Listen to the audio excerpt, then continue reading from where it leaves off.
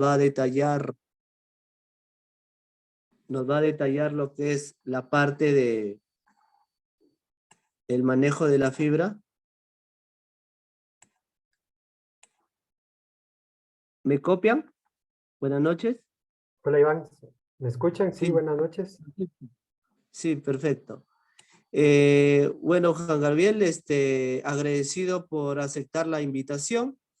Nuestra charla, aparte que estamos en vía Zoom, está transmitido por nuestra plataforma del Colegio de Ingenieros a nivel nacional.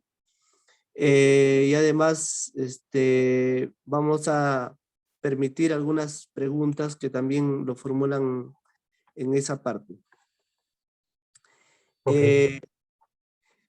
Bueno, el doctor es médico veterinario, graduado en la Universidad de San Carlos de Guatemala, en donde años después realizó una maestría en nutrición y producción animal, especializando en animales monogástricos. Trabajó como asesor externo de diversas empresas internacionales dedicadas a la nutrición animal.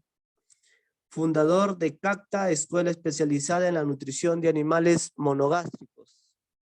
Además, escribe artículos de nutrición en Avignais International y Porcinais Latam, revistas con contenido relacionado a la avicultura internacional y nutrición porcina, respectivamente.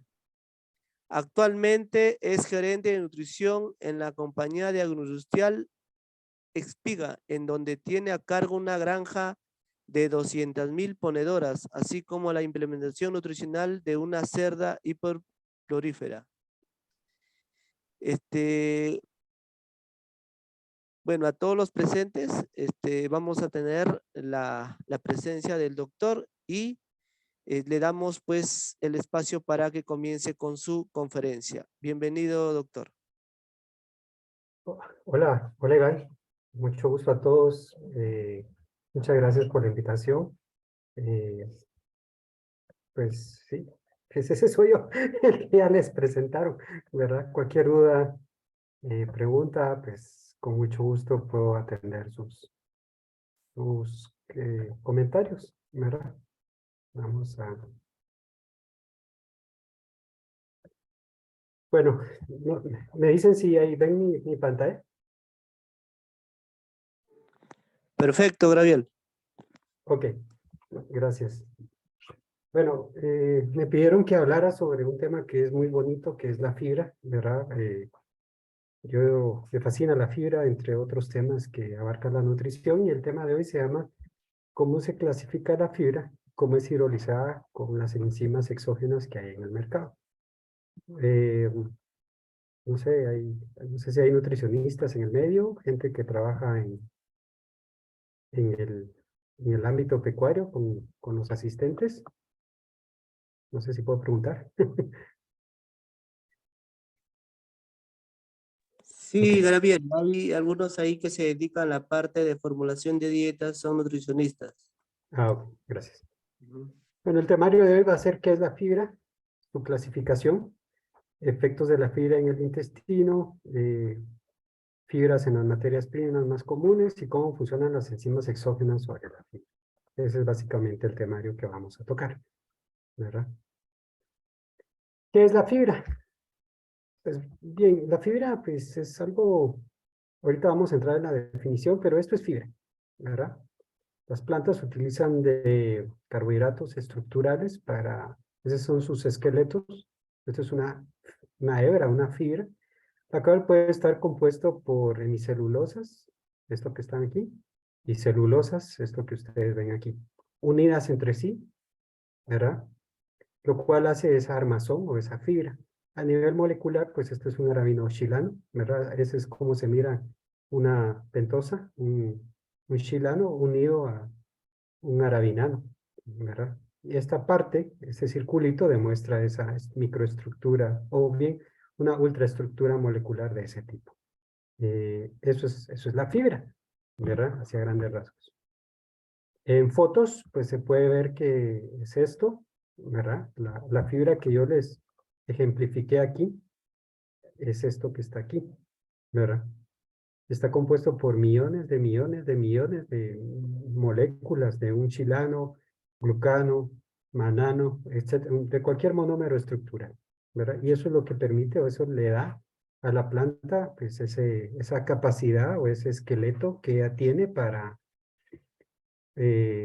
sostenerse, o bien para producir, en nuestro caso en nutrición animal, pues las semillas, ¿verdad? Que las semillas también tienen esa forma. Entonces, de una u otra manera, no solo les da la rigidez, le da su estructura, sino que también les permite tener la forma correspondiente a la cual están destinadas a hacer, ¿verdad? Bien, ¿qué es la fibra? La fibra alimentaria se puede definir como la parte comestible de las plantas que resiste la digestión y absorción en el intestino delgado. Esto es bien importante, por favor, porque realmente la fibra, los animales monogástricos no tenemos las enzimas para digerirla. Y esta experimenta una fermentación parcial o total en el intestino grueso.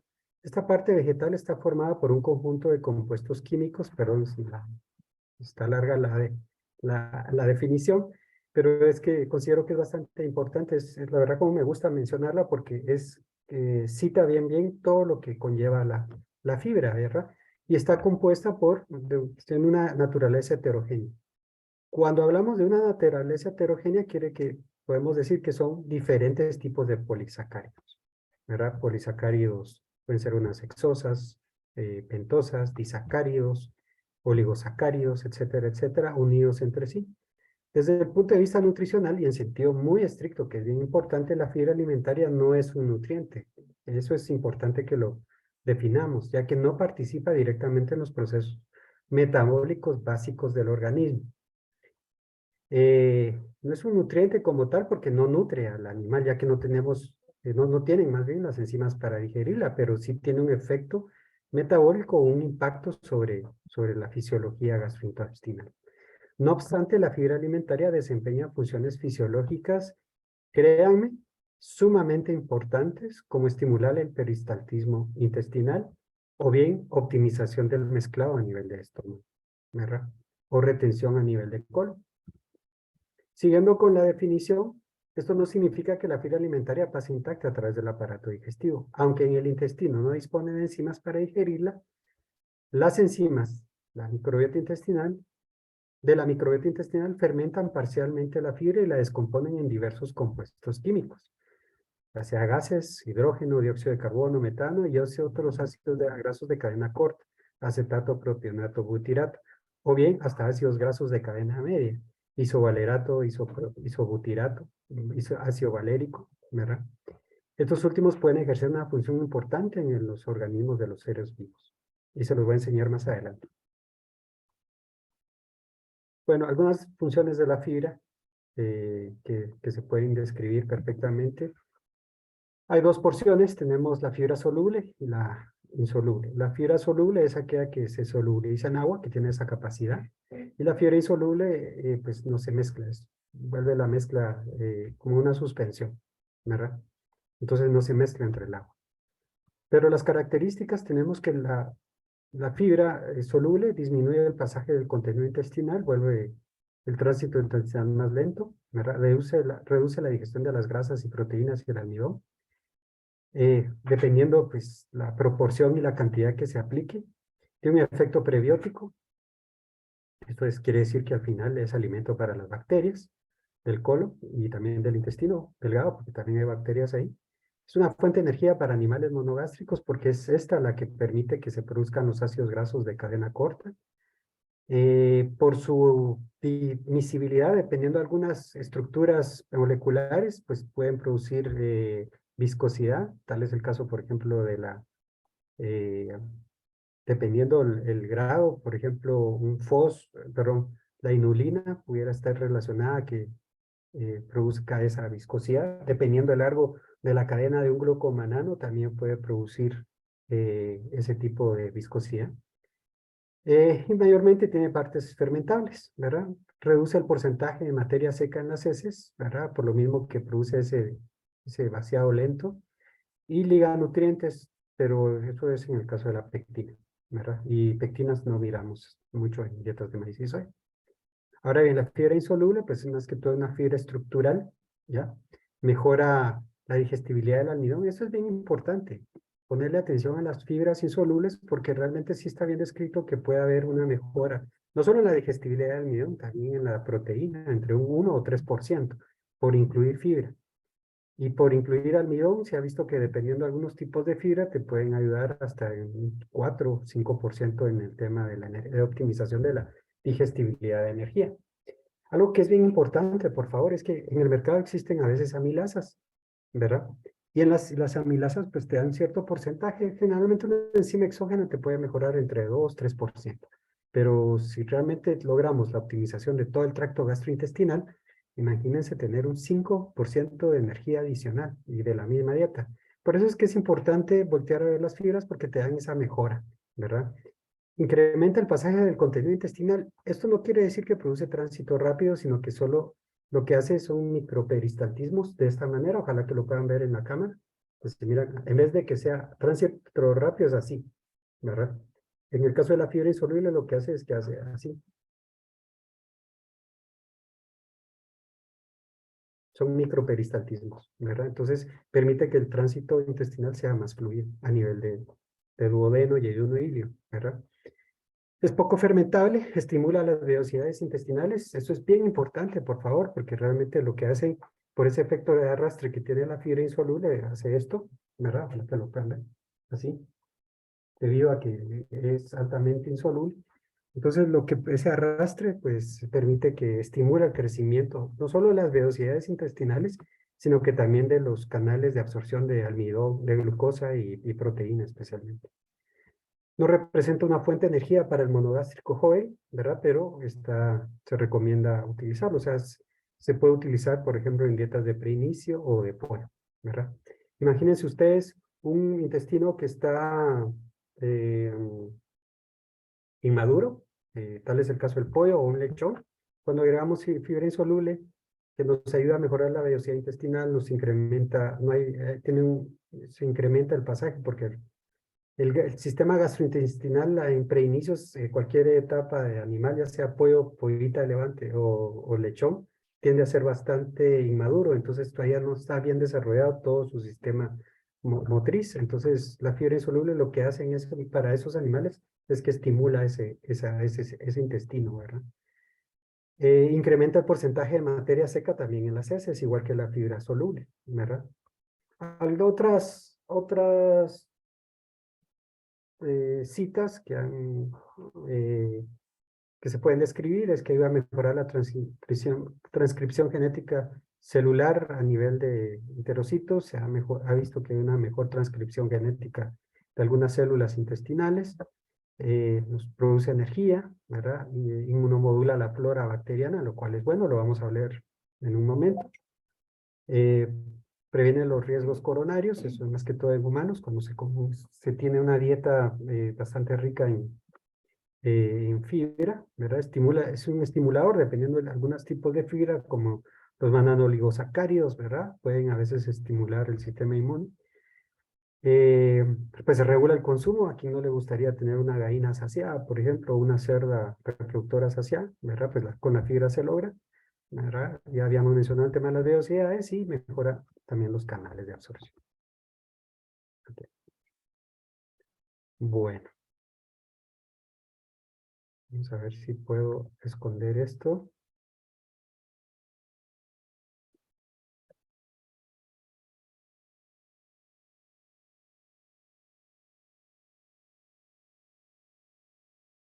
Ahí está, ya. Perdón, no lo había. Esto es fibra, ¿verdad? Esto es fibra, paredes estructurales, tallos, hojas, lo que ustedes quieran, ¿verdad? Y a nivel, me encontré esta me fascina enseñarla porque realmente se ve lo complejo que es. Celulosa, que es la madre de todas las fibras, es como quien dice una de las más poderosas, ¿verdad? Las hemicelulosas, que es de las que más vamos a estar volteando a ver, son las que amarran, por decirlo así, esos columnas de la celulosa. Y pues la lignina termina siendo como esa fuente de relleno, si lo quieren ver así, en algunos, para ese tema de la matriz, ¿verdad? Para ese tema de la matriz fibrosa. Hay diferentes tipos de enlaces, o sea, podemos tener hemicelulosas unidas a lignina, hemicelulosas unidas a hemicelulosas, ¿verdad? Hemicelulosas unidas a celulosas, por ejemplo, y eso es lo que lo vuelve bastante complejo y bonito de ¿cómo se llama? Pues de entender, y eso es lo más lindo, ¿verdad? Vamos a seguir escondiendo esto para que se aprecie todo lo demás. No, pero no se puede. Bueno.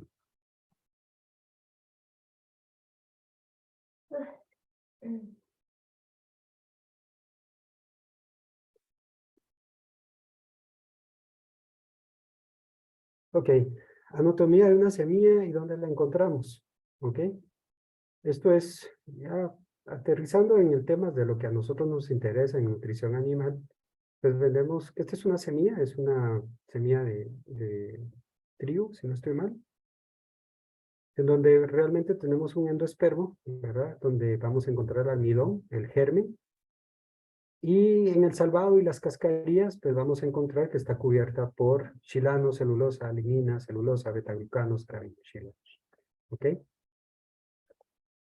Esto es pues, la imagen de lo que es una semilla.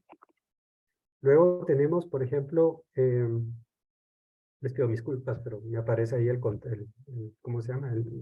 Los controles ahí.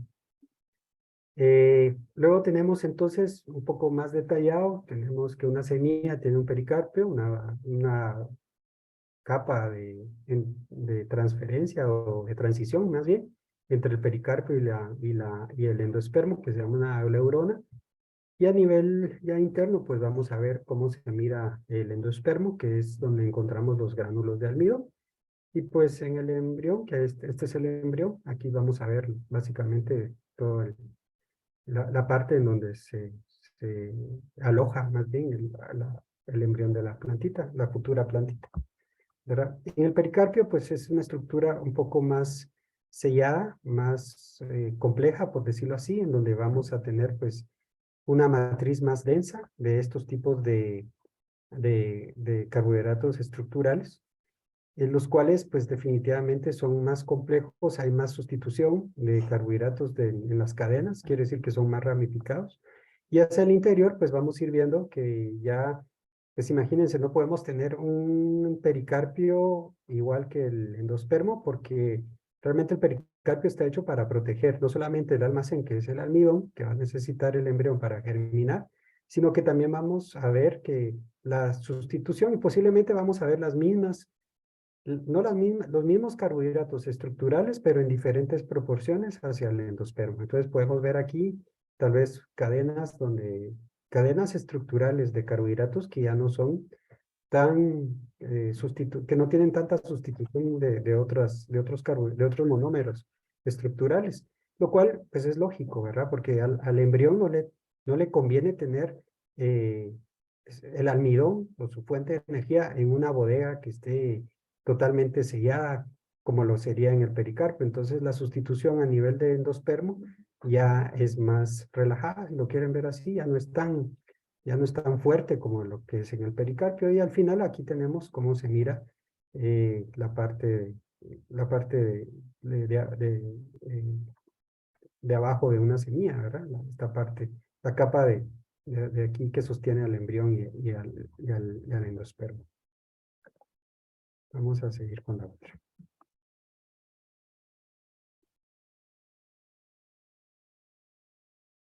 Bueno, ¿y cómo vamos a clasificar la fibra? Que es algo bien importante, cómo se clasifica, ¿verdad? Porque no toda la fibra es igual y hay que saber qué es lo que estamos aplicando en nuestras raciones cuando se trata cuando el concepto se trata de estarla aplicando. Una de las cosas que he visto es que yo cometí el error cuando comencé a trabajar en este tema de la fibra también y daba por sentado que la fibra es fibra en todos los aspectos, ¿verdad? Fibra es afrecho de trigo, fibra es cascarilla de arroz, fibra es eh, coquito salvado o palmiste, no sé cómo le llaman allá en Perú, ¿verdad? Y ese fue mi error, ¿verdad? Y con el tiempo entendí que realmente no es así.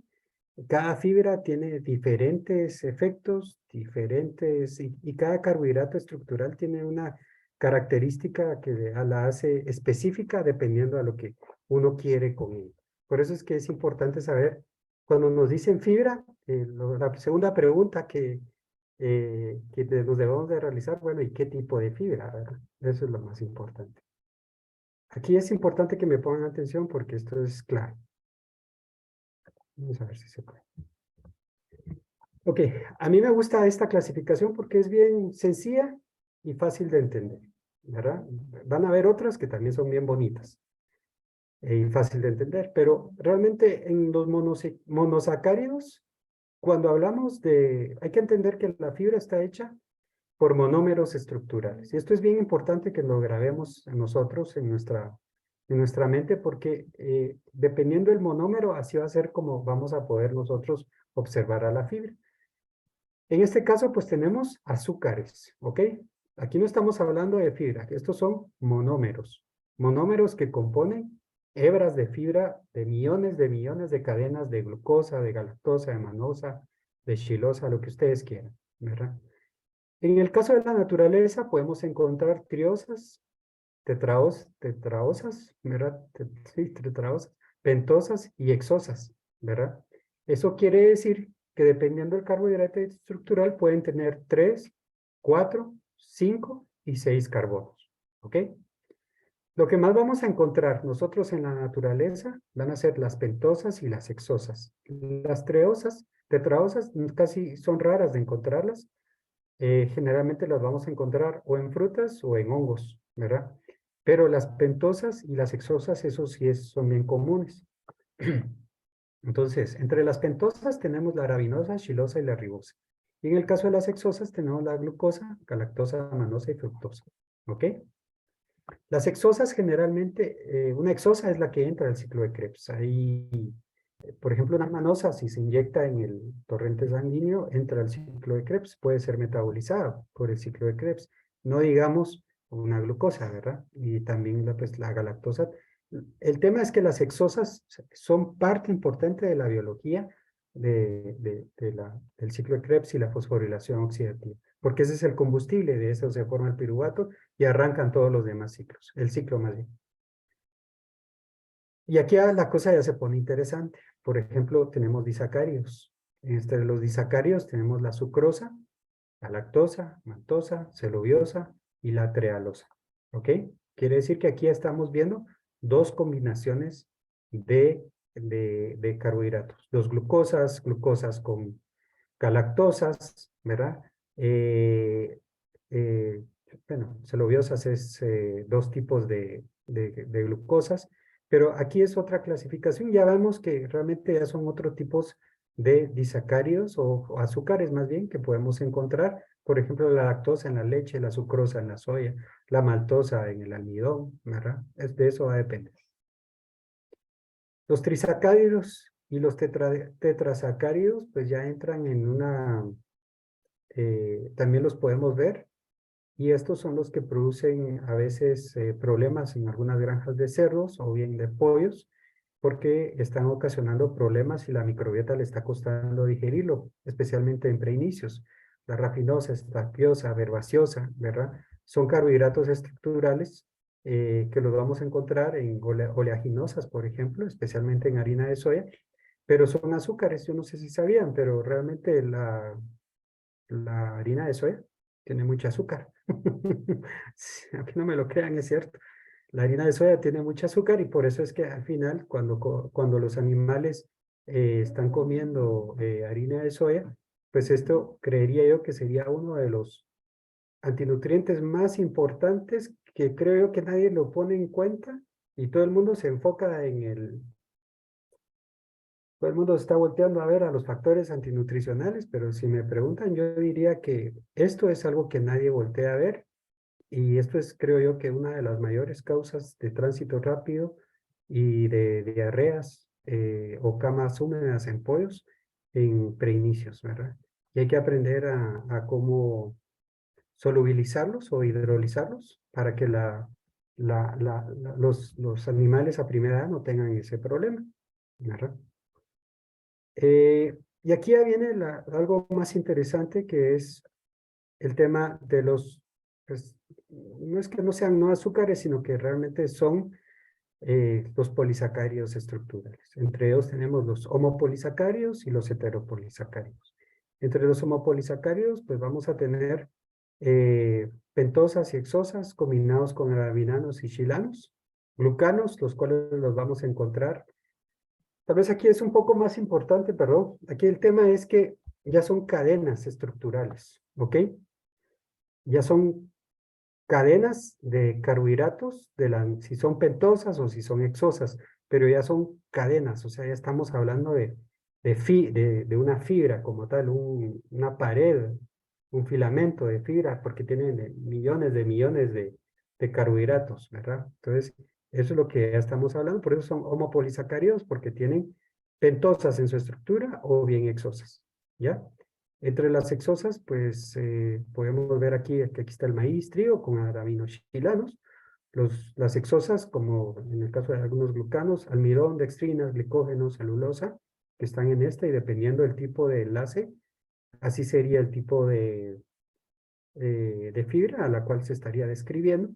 Los fructamos, que vamos a ver inulinas, levanos, que también lo vamos a ver en algunas frutas y verduras, no en nutrición animal. Los galactanos, dependiendo cómo estén unidos, pero pueden estar unidos a un manano y se le llama galactomananos, ¿verdad? Tal es el caso de la soya, oleaginosas y algunas fibras, tal es el caso del coquito, por ejemplo, ¿verdad? Y los heteropolisacáridos, pues aquí ya la cosa se pone más interesante porque ya estamos viendo que hay hemicelulosas, gomas, mucílagos, pectinas y mucopolisacáridos un poco más complejos. Ranogalacturano 1, ranogalacturano 2, pectinas, más que todo aquí es lo que vamos a encontrar. En esta parte ya son más que todo verduras, ¿verdad? Por ejemplo, espesantes que se utilizan en la industria para hacer jaleas, las pectinas, ahí se utilizan. Algunas mucílagos, algunas frutas que tienen bastante, una especie, no sé cómo le llaman en el Perú, pero aquí en Guatemala se le llama granadina, ¿verdad?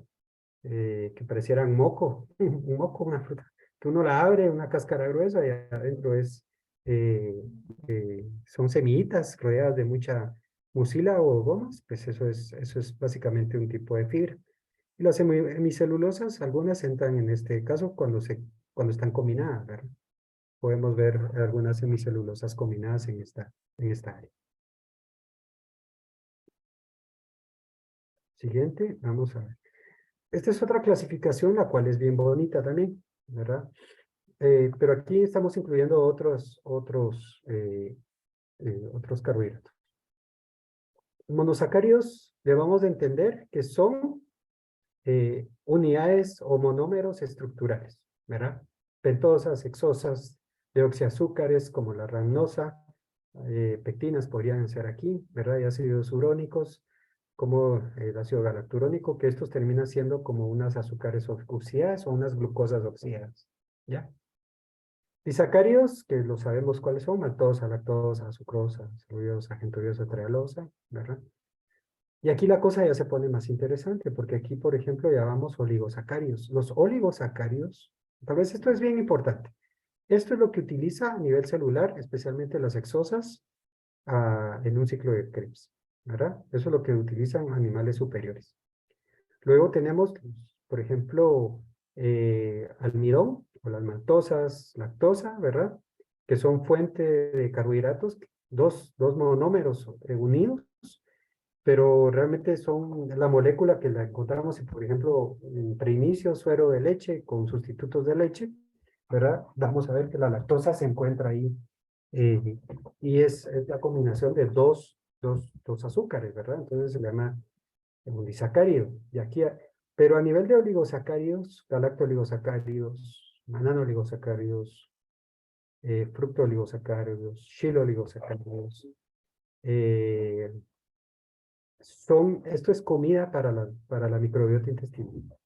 Esto, por favor, tengámoslo bien claro, porque realmente, y aquí conforme se va subiendo la sustitución del monómero, o sea, se van produciendo cada día más monómeros estructurales, o sea, la naturaleza va uniendo carbohidratos, va subiendo o va determinando quién se lo va a ir comiendo, quién lo va a ir fermentando, por ejemplo, o quién lo va a hidrolizar. En este caso, los oligosacáridos son los carbohidratos que van desde 3 hasta 10 carbohidratos estructurales, y eso automáticamente pues lo digiere. Los oligosacáridos son fuente importante de fermentación para la microbiota intestinal. Y eso es bien importante porque si nosotros, o si se logra modular que la dieta o que las enzimas nosotros, cuando se aplica en la ración, tengan ese efecto de producir oligosacáridos, pues lo que estamos logrando es romper esas cadenas y dándoselas a comer a las bacterias, ¿verdad? Luego tenemos pues los polisacáridos, que aquí ya son, por ejemplo, aquí estamos hablando cadenas de 3 hasta 10 y aquí de 10 hasta, qué sé yo, hasta infinito, ¿verdad? Que pueden ser millones de cadenas, que son aquí es donde comienzan realmente a trabajar las enzimas que se compran a este nivel. Tenemos sustancias, carbohidratos no celulosíticos y que son no pépticos, que es que aquí tenemos los betaglucanos, xiloglucanos y los galactomananos, ¿verdad? Y luego tenemos los que son los carbohidratos no celulosíticos, pero que son con pectinas. Y aquí ya vamos a hablar sobre homogalacturanos, ramnosas, arabinogalactanos, en fin, ya se comienza a complicar más. Esto es imposible de digerir para un animal monogástrico, porque aquí estamos hablando hasta de 10 a 5 monómeros estructurales diferentes. El único que se los puede comer a este nivel son las bacterias, ¿verdad? Entonces, si estamos pensando, por ejemplo, dar frutas o verduras a una piara de cerdo en engorde, pues debemos de considerar que realmente estos son los carbohidratos con los cuales la microbiota intestinal va a tener que solubilizar, ¿verdad?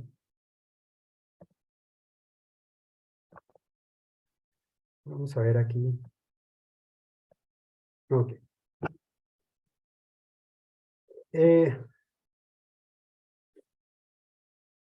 Existen contenidos de plantas, que es lo que tal vez podríamos ver entre las cajitas donde encontramos el almidón.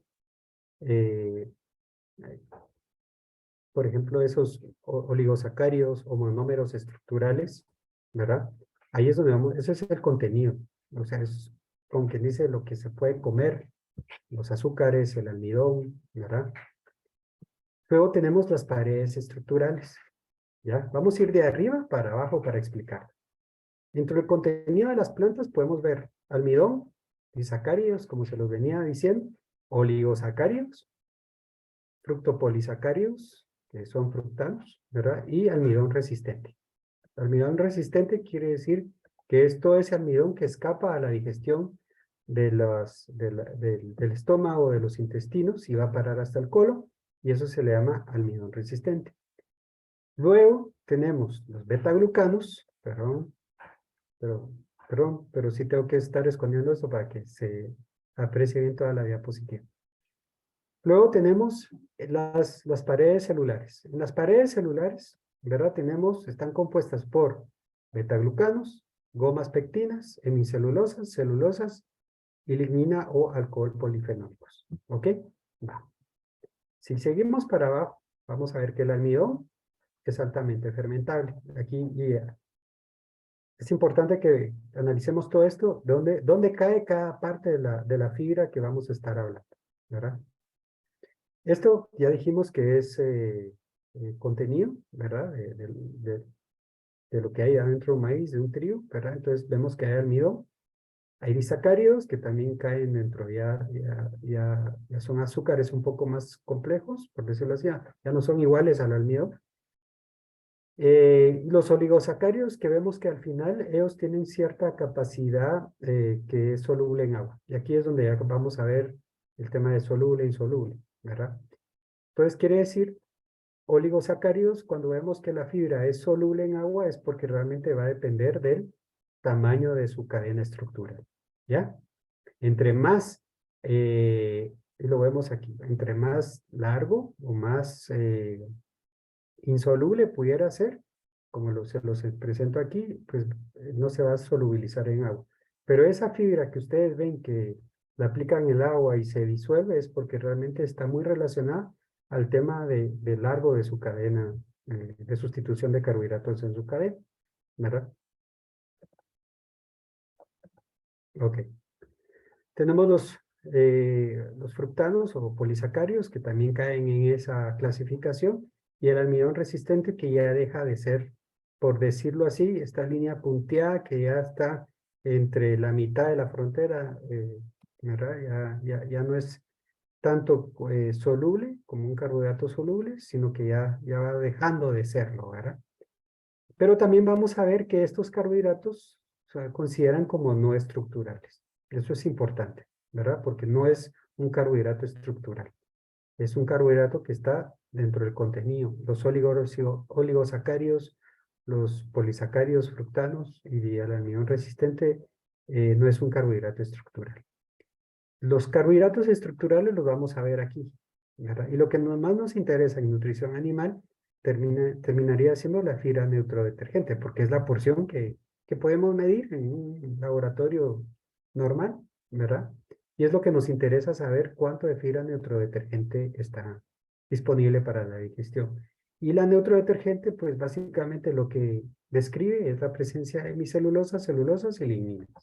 La ácido detergente, ¿verdad? Hace referencia a la fibra que es indigestible. La celulosa y la lignina, por ejemplo, ¿verdad? Terminan siendo ese ácido detergente y la fibra cruda, pues solo hace referencia o a la clasificación de un porcentaje de la hemicelulosa, ¿verdad?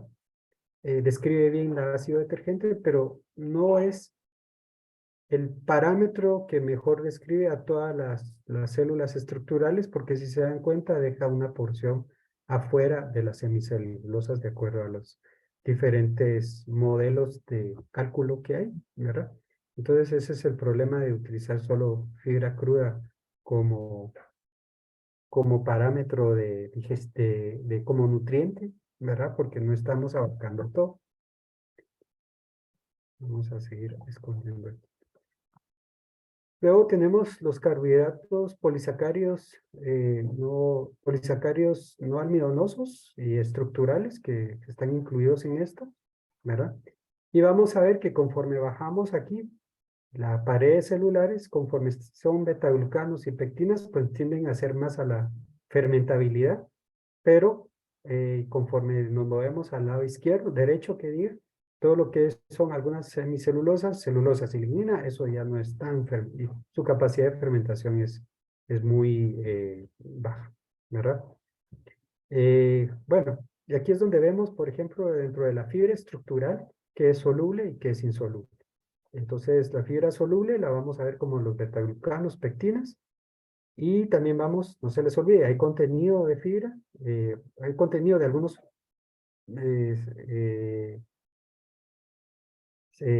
monómeros estructurales o carbohidratos que son también pueden ser solubles en agua, ¿verdad?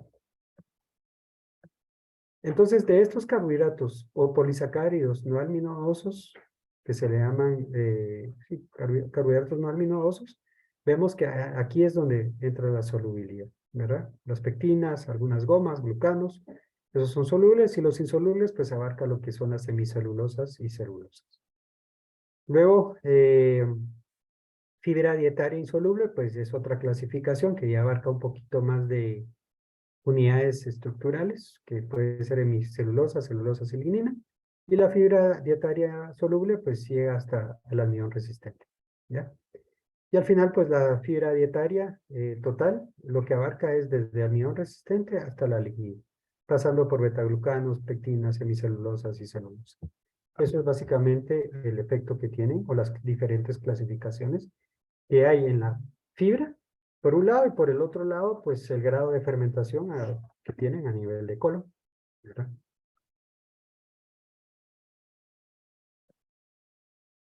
Ok. ¿Por qué hay que voltear a ver a la fibra? ¿Verdad? Porque al final miren, los animales están hechos para digerir almidón, proteína y grasas. Simplemente hay que entender cuál es la fisiología enzimática de esas enzimas. Pero lo que no tienen es la capacidad de fermentar o de sacarle provecho ¿cómo se llama? A la fibra. Entonces sí es algo que es bien importante, por favor, voltear a ver qué es, para qué sirve cada cosa y cómo lo podemos, cómo hay que entenderlo, ¿verdad? En el caso, por ejemplo, aquí este es es un diagrama donde describe los diferentes tipos de carbohidratos en las raciones, ¿verdad? Pues definitivamente pues, no tenemos, bueno, no es que no tengamos, sino que ya pasó el proceso, ¿verdad? No se necesitan, si se encuentra un monómero de glucosa o de fructosa dentro del intestino, pues no se necesitan enzimas porque esa es la unidad como tal, ¿verdad? Entonces, la glucosa si entra en el intestino, pues automáticamente se va a absorber, ¿verdad? Igual que la fructosa. Los intestinos tienen capacidad para fermentar la sucrosa y la lactosa, como lo vemos aquí, pero este no tiene un efecto prebiótico, este carbohidrato no tienen efectos prebióticos. Donde ya comenzamos a ver efectos prebióticos, vienen siendo en esta parte, ¿verdad? Los oligosacáridos que tienen, por ejemplo, DP quiere decir el grado de sustitución o cuántas unidades están compuestas. En el caso de la rafinosa es de 3, la estaquiosa 4 y la verbaceosa 5, ¿verdad? Y el grado de 3 a 9 vamos a encontrar los fructos, los xilo y los galactoligosacáridos.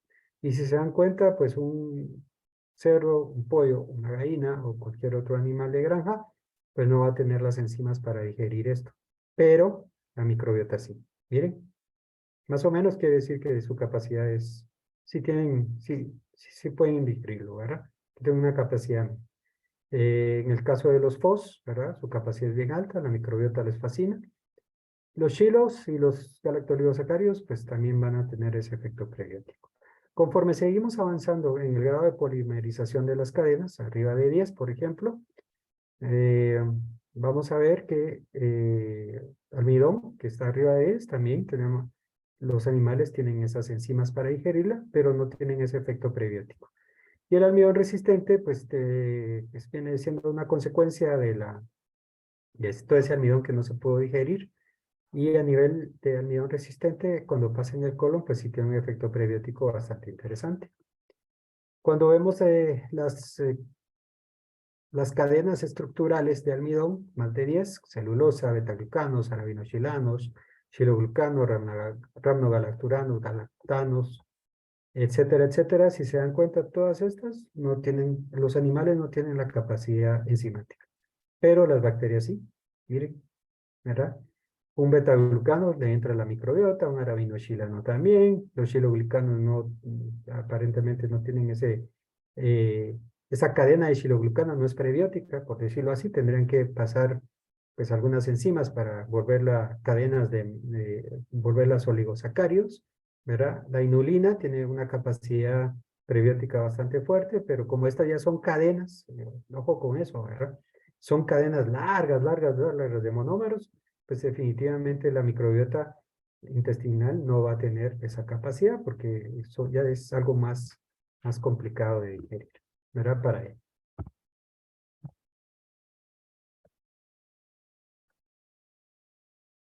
Bueno, más o menos ¿dónde podemos encontrar la fibra soluble? Encontramos en el endospermo, xilanos solubles, betaglucanos, ¿verdad? En esta parte de acá.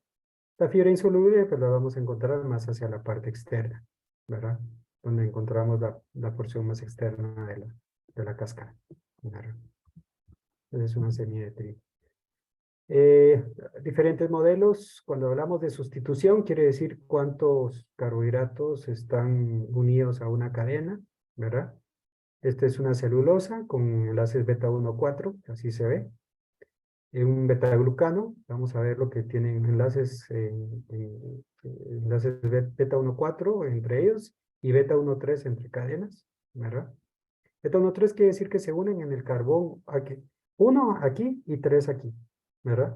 Y la beta 1,4 en el caso de la celulosa es que este carbón, como es una hexosa, ¿verdad? En el carbón 1 se está uniendo al carbón 4 del siguiente monómero.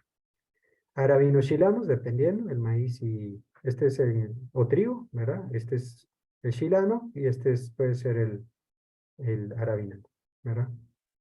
Estas cuestiones aquí. El arabinogalactano que tiene esta forma, galactomanano, y eso es básicamente las cadenas que podemos ir viendo.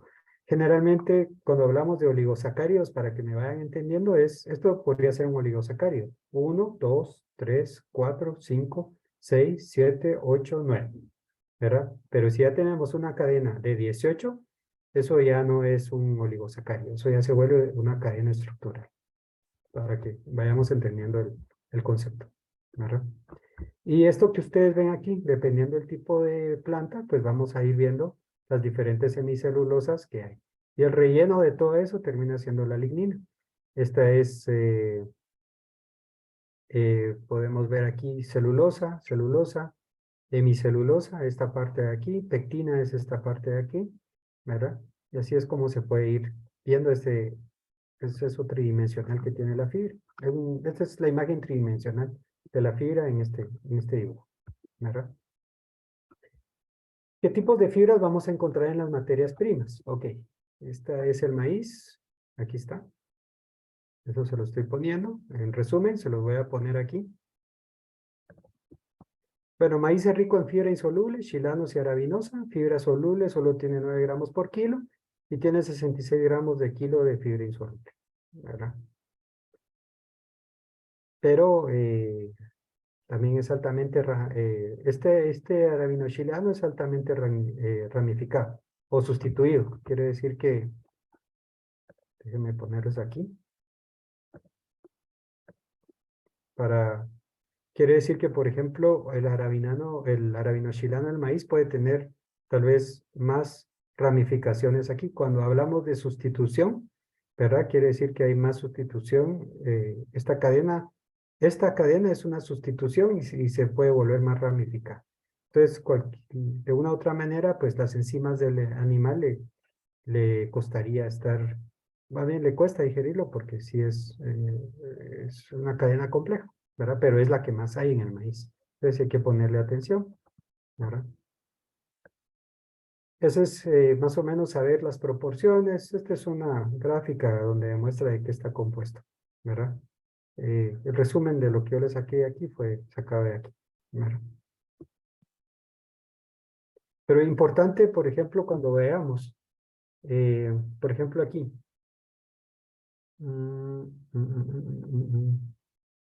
¿Dónde están?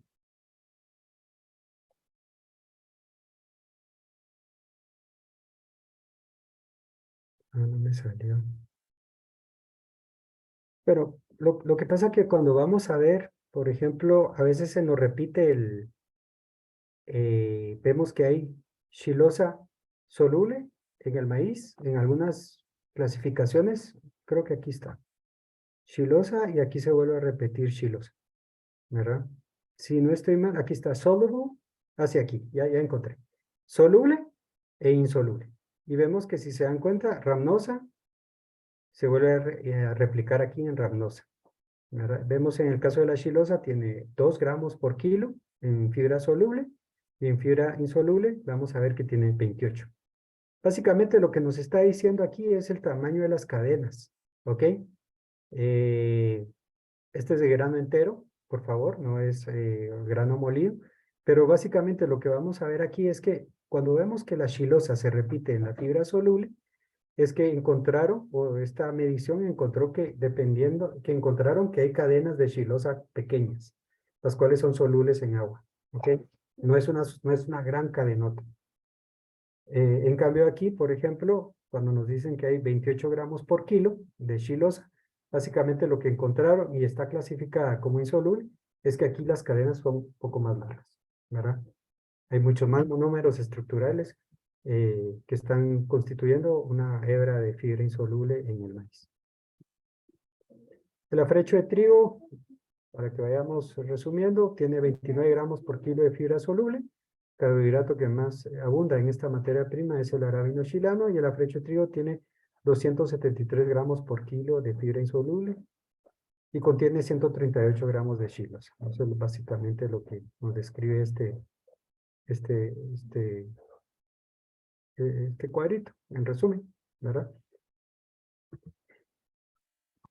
la harina de soya. Lo interesante de la harina de soya es que contiene carbohidratos fermentables, ojo, rafinosa, estaquiosa, gaseosa, 3, 4 y 5 carbohidratos que los constituyen, ¿verdad? Soya rica en arabinogalactanos, pectinas, ¿verdad? Fibra soluble tiene 65, insoluble 92 gramos por kilo. Importante ponerle un límite a la soya siempre en sus alimentos. A mí personalmente no me gusta pasarme más allá de un 30% de inclusión de la soya. Si me paso, pues tengo que ver qué hago para bajarlo, pero realmente esta parte sí se vuelve complicada cuando hay preinicios.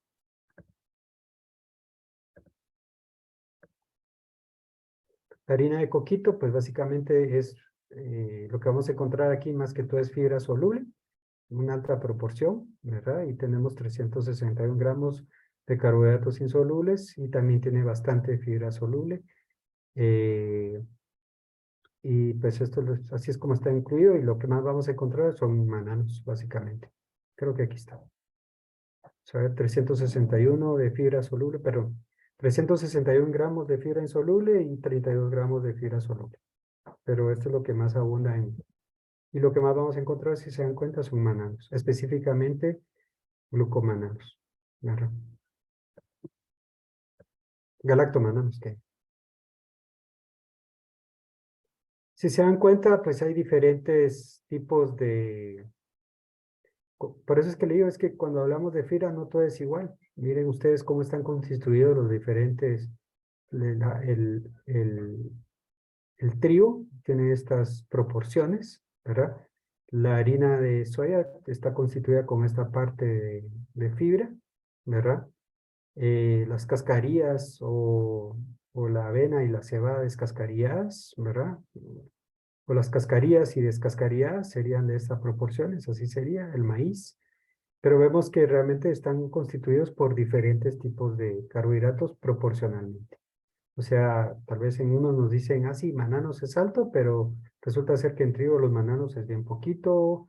Y así podemos ir viendo cada una de las proporciones que cada una de las materias primas que se utilizan en el alimento. ¿Verdad? Ok, ya entrando en materia, imagino que es lo que les interesa.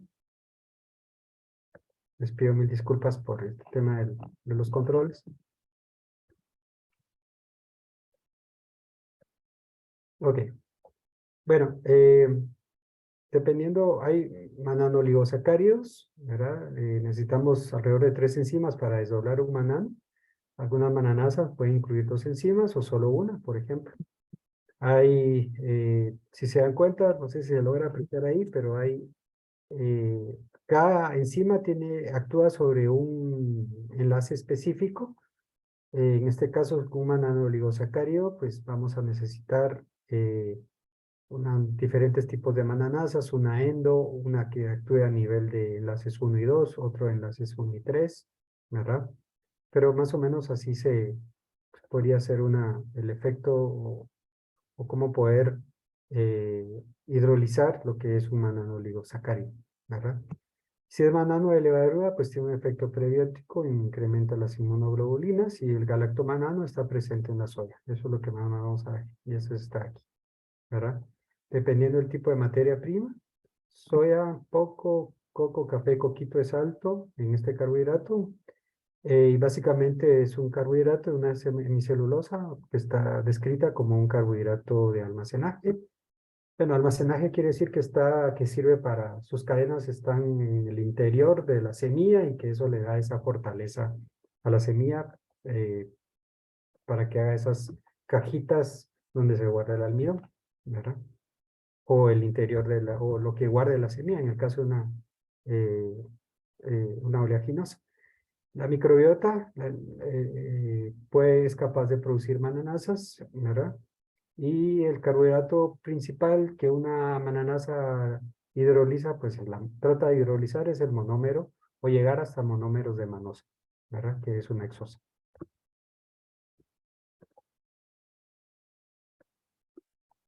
Ok, las amilasas hay diferentes, tenemos almidón, amilopectina, glucosa, vamos a ver que todos es glucosa en este es glicógeno, ¿verdad? Todos son cadenas de glucosa. Eh, ah, Se necesitan algunas 4 enzimas para desdoblar, en el caso del glicógeno, que lo vemos a nivel hepático, ¿verdad? Algunas empresas venden amilasas que pueden estar disponibles en el mercado, ¿verdad? Y glicógeno, pues, lo podemos ver que se almacena en músculo o en hígado, ¿verdad? Y estas son las enzimas que necesita ese glicógeno para llegar hasta el monómero que necesitamos absorber a nivel de ciclo de Krebs para producir piruvato, ¿verdad? Entonces, si se dan cuenta, pues es glucosa lo que más abunda en estas cadenas, ¿ya? Se los puse porque realmente hay empresas que ya venden amilasas. Y las celulasas, ¿verdad? No es común verlas en monogástricos, solo actúan sobre una pequeña porción de celulosa, que es la porción amorfa. Si se dieron cuenta en otras diapositivas, pues el entramaje de toda la fibra, quien da el mayor soporte es la celulosa, y la cual pues está constituida de su monómero, que es la glucosa, ¿verdad? Esta, si se dan cuenta, aquí hay enlaces alfa, ¿verdad? Estos son enlaces alfa, generalmente lo que es carbohidrato para la digestión. Y en el caso de la celulosa, pues lo que más abunda o sus uniones vienen siendo enlaces beta, ¿verdad? Y esa característica es lo que hace a la celulosa, solo por haber cambiado de alfa a beta, un carbohidrato que no se puede digerir, ¿verdad? No existe poder fisiológico alguno que pueda desdoblarlo. Pero sí existen porciones amorfas que están descritas en donde la celulosa no tiene esa capacidad, no guarda esas relaciones, entonces se le llaman porción amorfa. Y esa porción amorfa, a esto sí es fermentable y las bacterias son capaces de producir ácidos grasos de cadena corta ¿verdad? Utilizando lo que vemos.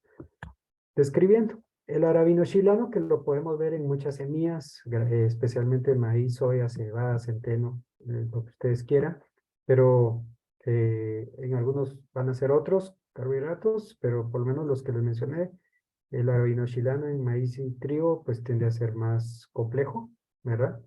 Esta es la xilosa, aquí está la arabinosa, la arabinosa es esta, perdón. Y vemos que hay ácidos glucurónicos, hay ferúlicos como este, hay galactosas en algún momento, de algún otro tipo ¿cómo se llama?, de molécula unida a la cadena de xilosa, ¿verdad? Entonces lo vuelve bastante indigestible, la verdad. Y entre más ramificado sea o sustitución, menos. Y esa es la característica del maíz, ¿verdad? Entre menos sustitución haya, como en el caso del trigo, por ejemplo, ¿verdad? Produce más viscosidad, pero eso es lo que permite que tal vez una chilanasa le haga entrada, ¿verdad? O lo pueda hidrolizar. Es complejo desdoblarlo, aproximadamente se necesitan 9 enzimas para lograrlo completamente y que cada monómero esté suelto, ¿verdad? El arabinoxinado de trigo es levemente ramificado, lo que permite más puntos de anclaje a una enzima. En el caso del maíz está unido a ácido ferúlico, lo que lo hace difícil acceso, y especialmente si el ferúlico está unido a lignina, es peor, eso viene siendo algo más complicadito, ¿verdad? La silanasa sola sí funciona, ¿verdad? Esa es una de las cosas que hay hoy en día en el mercado de la nutrición, pero hemos hecho prueba en granjas y la chilanasa sí logra desdoblar ese tema de la fibra, lo vemos del maíz, ¿verdad? Las recomendaciones para sacarle el máximo desempeño a una chilanasa sería bajar un poco el pH y agregar más que todo fibra insoluble extra para lograr ese efecto, ¿verdad? La flora bacteriana puede ayudar a la ingestión de esta fibra, ¿verdad? También se recomienda usar cócteles enzimáticos. Algunos cócteles tienen arabinofuranocidas, esterasas, galactosidasas. No solamente tienen endo, sino que también tienen chilanasas endo y exo, ¿verdad? Entonces, permiten más desdoblamiento, ¿verdad? Importante, por favor, si se sabe modular muy bien la acidez en los animales, se va a poder lograr de que cualquier enzima, no solo la chilanasa, tengan un efecto porque la acidez tiene un efecto desramificante. Y eso es importante, por favor, tomarlo en cuenta.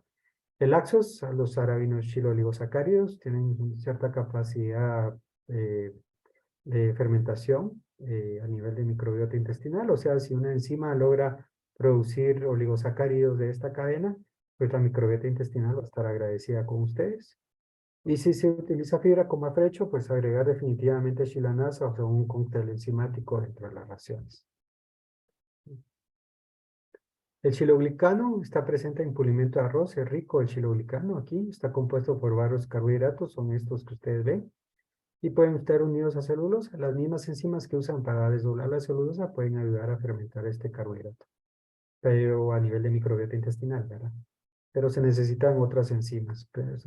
Aquí vemos una arabinofuranooxidasas, se necesitan romper las cadenas de algunos chilanos, esterasas, etcétera, etcétera, para que realmente se logre en el caso del pulimento.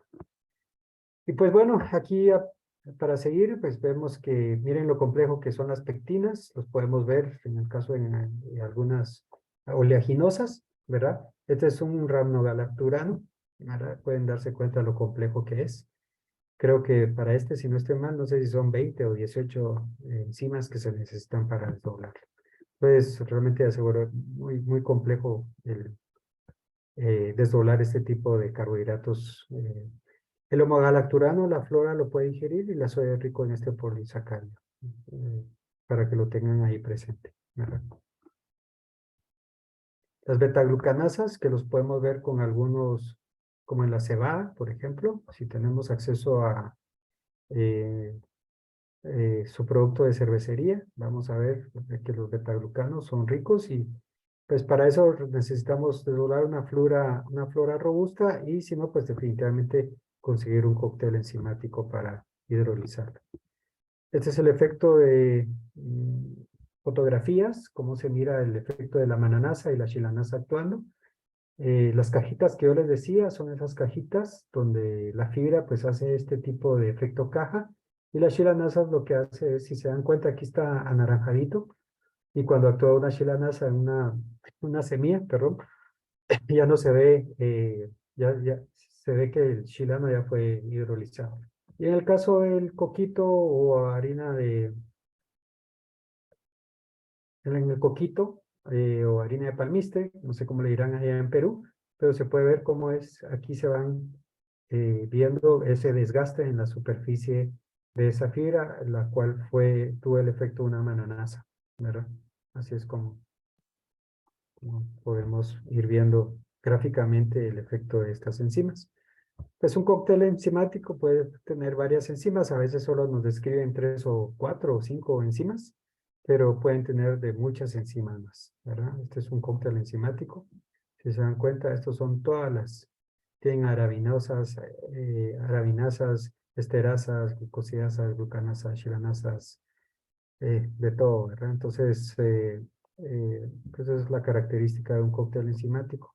Observar que tiene todo un cóctel enzimático, pero la actividad enzimática es pequeña versus una monoenzima que a veces la actividad enzimática es mucho mayor, ¿verdad? Son las diferencias.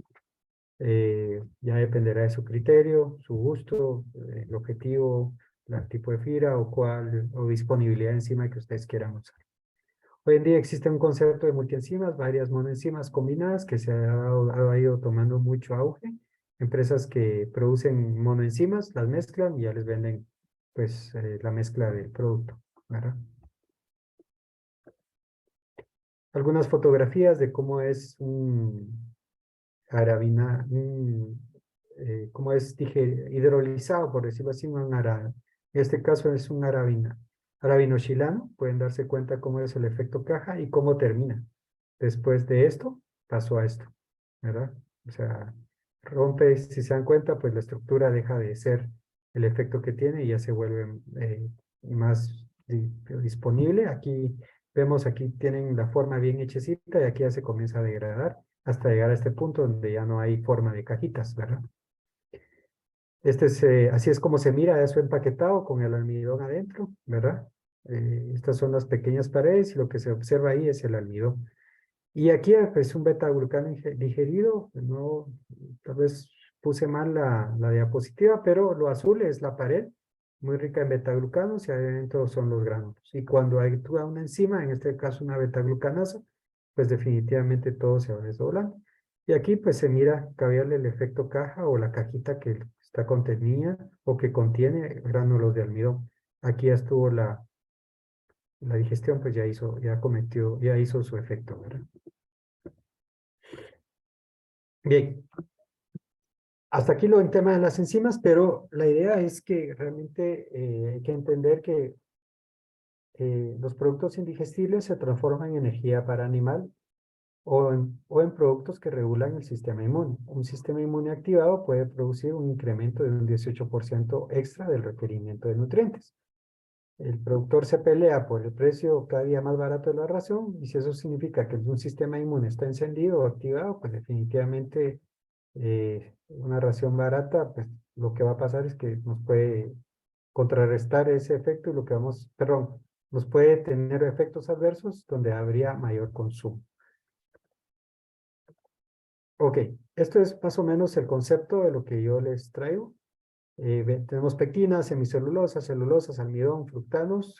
Realmente la mayoría terminan siendo de una u otra manera glucosas, ya sea por la vía de las pentosas, donde se transforma a glucosas, y eso pues de una u otra manera pues termina siendo fuente de energía, ¿verdad? Para la microbiota, produciendo en este caso ácido propiónico, acético o butírico. Entonces, esto es básicamente en resumen de todo lo que yo les puedo explicar de lo que es el proceso. Por eso es que las semicelulosas a nivel de microbiota intestinal logran la producción de estas moléculas y de otras que pueden ser de beneficio para el animal a partir del sustrato fibra, ¿verdad? La fermentación ya vamos a terminar. La fermentación, importante, ¿verdad? ¿Dónde se da la fermentación y parámetros de fermentación en las diferentes secciones del intestino grueso? En el colon proximal, pues definitivamente es rico en carbohidratos, la microbiota va a fermentar ese tipo de sustrato, ¿verdad? Hay una alta producción de ácidos grasos de cadena corta, hay cierto nivel de humedad, el pH es relativamente ácido porque hay un tipo de bacterias que acidifican en el medio. El tiempo de residencia puede ser desde 9 hasta 14 horas y el crecimiento bacteriano pues es más o menos con una crucita, ¿verdad? Y básicamente vamos a ver que hay producción de oxígeno y CO2. Realmente lo que se necesita y lo que se requiere es que con la fibra se logra, si no hay fibra, un intestino puede migrar a ser rico en oxígeno, ¿verdad? Porque no se está fermentando y entonces comienzan la proliferación de otros tipos de bacterias que son aeróbicas facultativas. En este caso, lo que nos está diciendo es que cuando tenemos un intestino anaeróbico, pues definitivamente vamos a tener, o una fermentación nos tiene que dar el crecimiento de un tipo de bacterias que generalmente tienden siendo a ser beneficiosas. En el colon distal, ¿verdad? Y en el recto, ¿qué vamos a encontrar? Proteína, quiere decir que ahí vamos a encontrar muchas bacterias que tengan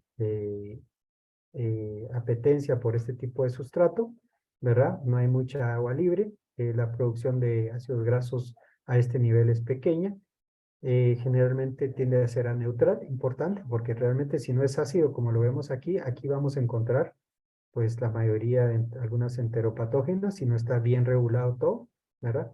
Y el tema de residencia a nivel de a este nivel puede ser de 12 a 18 horas. Con fibra insoluble podemos incrementar el tiempo de tránsito aquí en esta porción, ¿verdad? Vamos a ver vamos a encontrar las moléculas que aquí se producen, ¿verdad? Vamos a ver que hay mucho amonio, fenoles y aminas, todas a partir de la fermentación de tipo proteico que aquí se da, ¿verdad? Importante mencionar que a este nivel, la proteína también puede producir energía. La microbiota es capaz de producir ácidos grasos de cadena media y eso es energía para el animal. Básicamente, esos son los géneros. Yo les traía aquí de la transformación de fibra a ácidos grasos, yo siempre le digo a las personas, por favor, cuiden sus bacterias, porque ellas son las que les van a dar, dejen de meterles cualquier producto que las mate, porque realmente ellas son capaces de, ellas son nuestras aliadas, han estado con nosotros desde hace 10.000 años y son capaces de producir muchísimos productos que van a fomentar efectos interesantes. Y la inclusión de fibra se compensa o se justifica económicamente cuando realmente ponemos a trabajar a estos, les digo aliados, la verdad, a estos aliados en favor del animal. Estos son algunas bacterias que podemos encontrar a nivel intestinal, que son productoras ya sea de butirato, lactato, succinato, acetato, etcétera, etcétera, ¿verdad? Pero es bien importante, por favor, cuidarlas porque ellas son las que transforman la fibra a un sustrato de energía, ¿verdad? Aquí les traigo ¿verdad? Este artículo. Dice, the Toy Fiber Chemical Structure Determine Good Microbiota Dynamics. Dependiendo del tipo de la estructura de fibra, la microbiota tiende a tener cierto dinamismo a nivel intestinal. Este cuadrito se lee de izquierda a derecha y de derecha a izquierda. De izquierda a derecha nos dice cuál es el análisis genómico de la bacteria, cuál es el enlace de la fibra que más decidieron ellas fermentar. Por ejemplo, el rosadito que está aquí, el beta 1,2, si lo vemos aquí, vemos que es un lactobacillus que no se aprecia bien, no se me copió bien, ¿verdad? Pero el lactobacillus, este lactobacillus va a tener una preferencia por el beta 1,2. Este beta 1,2 lo vamos a encontrar en qué carbohidrato, en la fructosa, ¿verdad?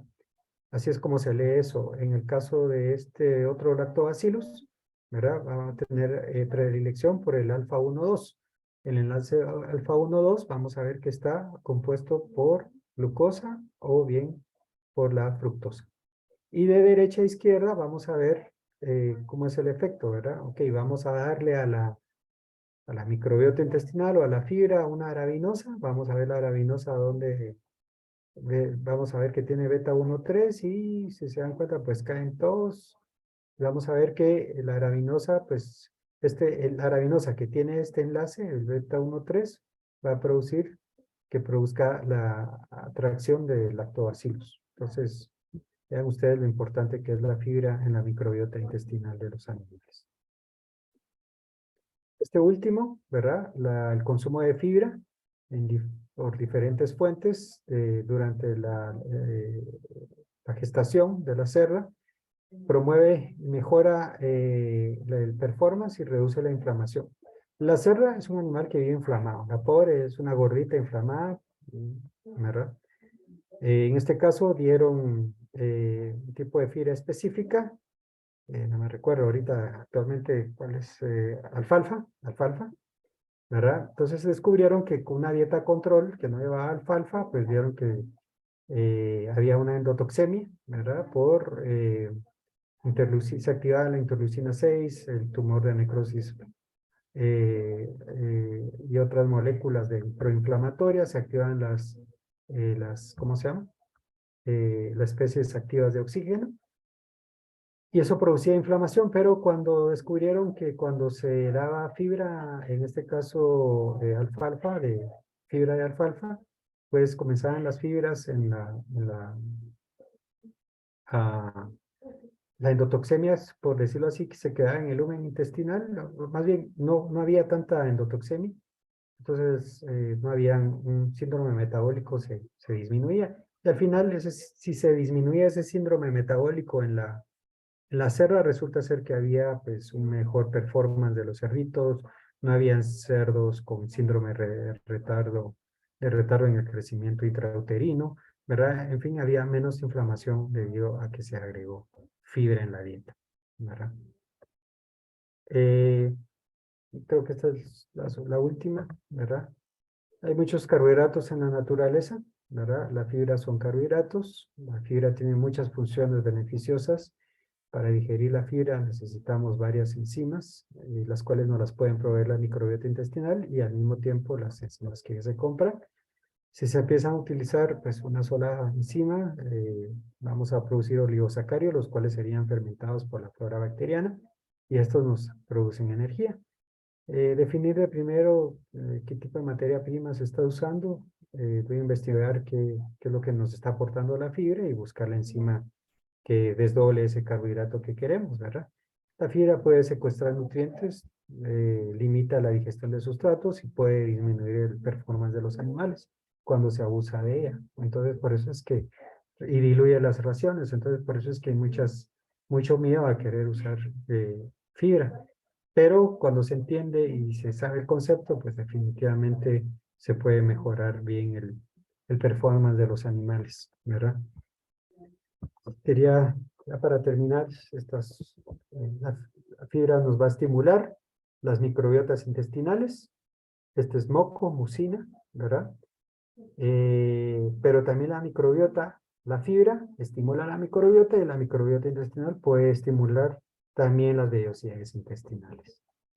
Y para terminar, si me lo permiten, perdón Iván, pues como dijo Iván, damos cursos, me pueden seguir en LinkedIn. El 8 de julio vamos a tener este taller, criterios de formulación para la toma de decisiones en la compra de una materia prima en planta de alimentos. Para ustedes que están en el Perú, que ha sido un gustazo exponerles lo que yo hago, pues me pueden contactar por esta vía. En mi caso, esta es la última, así que muchas gracias. Muchas gracias, doctor Juan. Hay unas consultas aquí en el chat. Le voy a leer. Dice, ¿los silanos monómeros son beneficiosos o perjudiciales para la salud intestinal?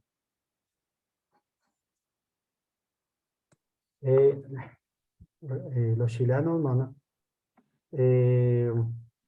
la verdad, se lo voy a dejar de... Ok, no son... Los chilanos no son... Llegar a desdoblar un chilano no va a ser imposible, le costaría mucho, ¿verdad? El monómero estructural como tal no se llega a alcanzar a nivel de digestibilidad. Pero lo que sí se puede lograr es que ese chilano, si es un chilo oligosacárido, que es lo que vamos a ver, que ese es el concepto de lo que una enzima nos puede aportar, eso es fibra prebiótica, entonces eso nos daría, eso sí es más beneficioso. Pero un chilano, llegar a hidrolizar un chilano como tal, que exista todo ese entramaje de enzimas para llegar al monómero estructural de chilano, es un poco, sería un poco difícil que eso llegara a pasar. Perfecto. Otra pregunta. ¿Cuál tipo de fibra disminuye el picaje en gallinas? La insoluble, Generalmente. la fibra Ya, insoluble. perfecto.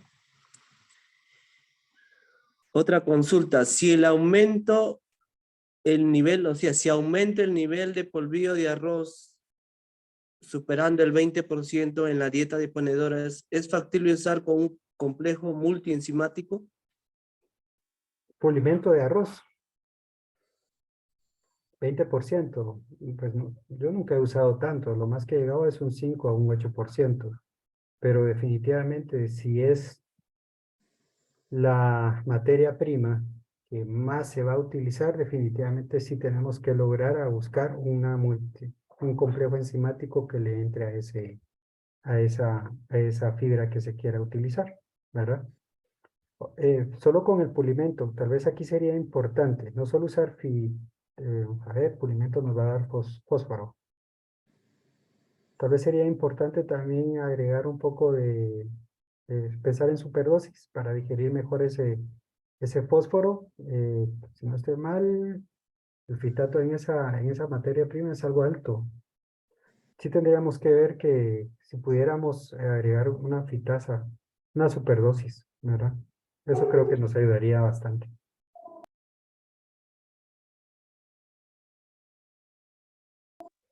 Y otro problemita también con el polvillo aquí es alto en grasa.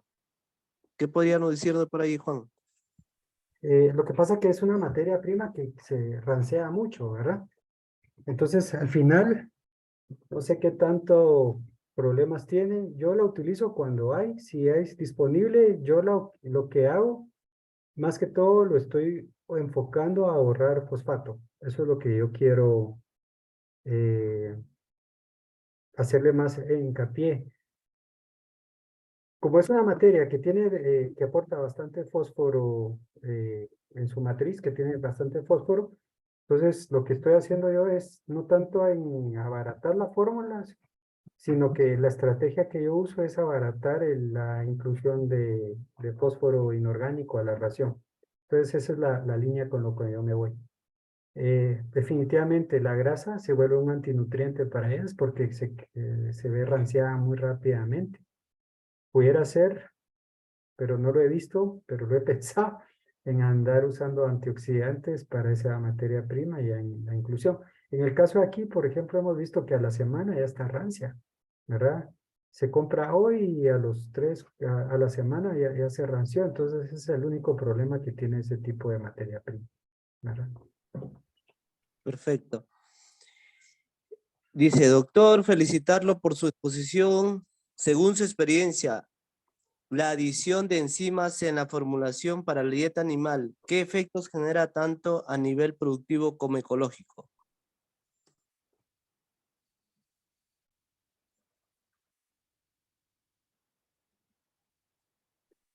Ok. Lo que pasa es que cuando se agrega fibra en la dieta o las materias primas tienen fibra en la dieta, eh,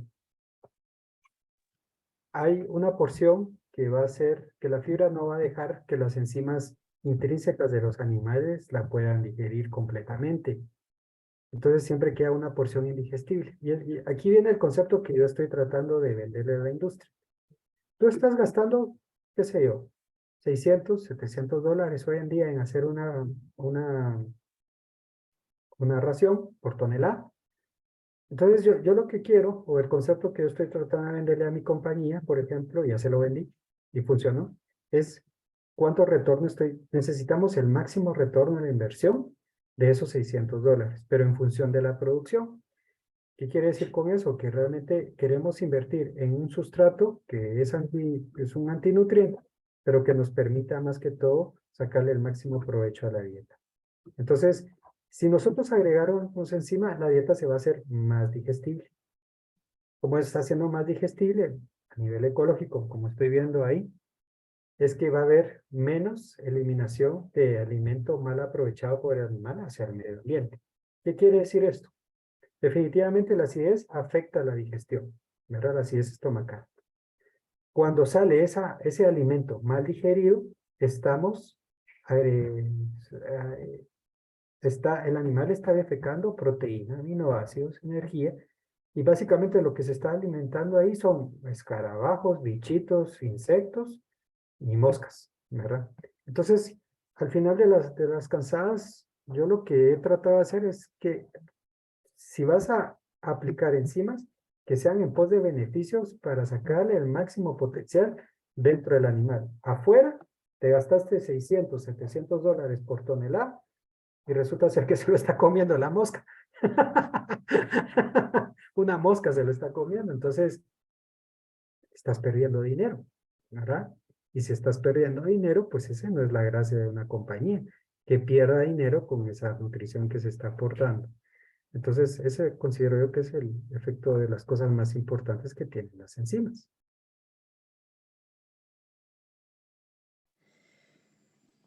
Otra pregunta, dice, el uso de complejo multienzimático y torta de palmiste, dice, ¿cuánto nivel o a qué nivel se recomienda en ponedoras en etapa de producción? En O sea, que etapa de nada más tiene la dosis de palmiste que se puede utilizar y qué equivalencia tiene con un complejo multienzimático. Creo que eso quería decir. Ok, si van a utilizar palmiste para abaratar la ración, yo les recomiendo un 3, un 4% de inclusión, no más de eso, ¿verdad? porque y definitivamente tiene que ir acompañado con la enzima correspondiente. ¿Ya? Si el complejo multienzimático tiene mananasas, pues definitivamente es una opción el estarle haciendo eso. Una cosa que es bien importante, siempre volteen a ver las excretas de los animales. Si ustedes ven que, ejemplo, voy a agregarle 6% o bien 8% de palmiste. Pero si ustedes ven que las heces comienzan a salir acuosas, comienzan a haber gránulos de maíz mal digeridos, hojuelas de pasta de soya mal digerida, pues definitivamente esa no es la dosis de la enzima y esa no es tampoco la proporción de palmiste que agregar en la dieta. Lo que se hace generalmente no es que la dosis sea mala, a lo que voy es que podríamos utilizar, hay dosis de 500, de 300 gramos en el mercado de una mananasa, lo que se acostumbra a hacer para llegarle un poquito más a la digestibilidad del palmiste, a ese 8%, es que, por ejemplo, un 3-4% matriciados, y de veras si querés llegar hasta un 8 o un 10% de inclusión, cada 4% o 3% de inclusión de palmiste extra, ¿verdad? Ejemplo, tenés 4, 5, 6, 7, ahí le tenés que poner 300 o 500 gramos. Si querés llegar a 7, 8, 9, 10%, casi que tendrías que agregar entre 1 kilo de mananasa o 300 gramos o 600 gramos de la otra, dependiendo de la estrategia que tendrías que utilizar. O sea, y te tendrías que ir on top el resto de la inclusión de mananasa para que realmente la enzima esté actuando y se compense la hidrolización de ese manano. Perfecto. Hay otra pregunta, dice, doctor, en el mercado de las enzimas están diversos sobre las cuales actúan. Su uso depende de la magnitud, respuesta del animal según su experiencia en uso de enzimas. ¿Qué tan eficientes son para digestión alimenticia con enzimas sistémicas? Bueno, más o menos para aclarar de repente la pregunta, cuando se formula, depende de la cantidad de fibra que tengamos, ¿no? Por ejemplo, en gallinas, y incluimos, por ejemplo, silinasas, y de repente para ahorrar lo que es en fósforo, las fitasas, ¿no? Hay un mercado diverso de enzimas y en lo cual muchas veces no sabemos cuál elegir, ¿no? Porque algunas, por ejemplo, en lo que es fitasas, te dicen, a ver, ponerle 10 gramos por tonelada, otra marca 500 gramos, otro 1 kilo. Y también siempre te dicen hacer una superdosis, como se preguntó. Y como usted dice, depende de la respuesta animal, ¿no? Pero dependiendo también la cantidad o qué tipo de ingredientes está en la dieta. No sé, de repente a su experiencia de usted, cuáles son las enzimas idóneas. De repente tiene un efecto según la temperatura, porque aquí en Perú tenemos climas muy cálidos, templados y muy fríos. Ok. Hay mucha información que habla sobre la optimización de las enzimas. Yo creo que lo más importante es saber qué tipo de enzima es. Bueno, primero saber cuál es la materia prima que ustedes estén ya aplicando en la dieta. Eso es claro, ¿verdad? Si es, desconozco las dietas en Perú, ¿verdad? Maíz, soya. ¿Cómo son las dietas ahí en Perú? Solo para tener una idea. Utilizamos más o menos un 45% en gallinas, un 45% de maíz, estamos entre un 20 a un 25 de soya, estamos a un 10% de arroz partido, un 5%, perdón, un 3 hasta un 5% de polvillo, en mi caso, ¿no? Para aumentar fibra en afrecho de 5 hasta un 8%. Sí, eso es lo que había visto con Perú, que utilizan, no solo son maíz y soya, ustedes utilizan más productos. Ok. Aquí es donde la cosa se pone interesante. La pregunta es, cuál es primero, qué enzimas hay en el mercado? ¿Verdad? ¿Qué enzimas tienen? Voy a hablar marcas, si se puede. Si están las de Oltex, si están las de BASF, si están Avevistas, si están las chinitas, si están, ¿cuál otra? La Pharma, TSM, bueno, son como 5 o 6 que hay. Ah, Adiseo también. A veces, para mí, si ustedes quieren optar por una enzima, pues hay que entender qué es lo que hay y aparte hacer la sensibilización en el sistema para ver cuánto me ahorro. Ejemplo, si los complejos que vende DSM, ¿hay DSM en Perú? Yo creo que sí, ¿verdad? Sí, tiene que haber porque es una transnacional. Entonces, el complejo multienzimático que vende DSM, ok, me aporta 80 kilocalorías, ¿verdad? Versus la que me vende Adiseo, 60 kilocalorías. Ah, pero tengo una de, la de Uefarma que puede llegar a 90, ¿verdad? Y la de Ave Vista, dependiendo del sustrato, tal vez puede llegar hasta 100, ¿verdad? Entonces, y las chinitas, perdón, sin ofender nadie, pero así les decimos aquí en Guatemala, las enzimas chinitas, pues algunas están desde 60 hasta 120, he visto yo. Entonces, para mí, ya que ustedes definieron la enzima, pues hay que hacer la sensibilización de cuál es la que me aporta más en función del precio de la enzima, dosis de la enzima y el aporte energético, ¿verdad? Así es como yo haría la sensibilización de decir, ok, la A me va a dar $8 de ahorro, la otra me va a dar $6 de ahorro y hay una que me va a dar 9. Ah, ok, va, está bien. Entonces ya uno va haciendo su cálculo, decir, ok, 8, 7, 9, habría que ver cómo es esto en campo. Y en campo, una de las cosas, y les paso ahí, no sé cómo le dicen ahí en Perú, pero aquí les decimos el chivo cuando uno está haciendo copia en los exámenes, cuando saca para hacer trampa en los exámenes. La cosa es que hay que entender también cómo poder modular mejor las enzimas, ¿verdad? Porque las enzimas algunas son ácidos dependientes, tiempos dependientes, sustratos dependientes, que es clave. Entonces, si nosotros le agregamos un poquito de fibra a la dieta insoluble, en el tema de algunas fibras nos van a dar retención gástrica, ¿verdad? Como nos van a dar retención gástrica, esas enzimas van a tener más tiempo de contacto con su sustrato, ¿ya? Y eso nos va a permitir que sea más eficiente entonces la digestión o la hidrolización, perdón, de esa cadena sí, de esa cadena de carbohidratos.